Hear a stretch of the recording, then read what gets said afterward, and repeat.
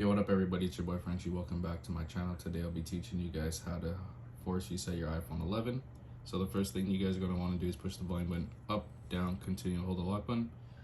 Continue to hold the lock button until your phone turns off and turns back on. Once you see the Apple logo, you can then let go. If this video has helped you guys out, make sure you subscribe to the channel and turn on post notifications. And there you guys go. You can let go.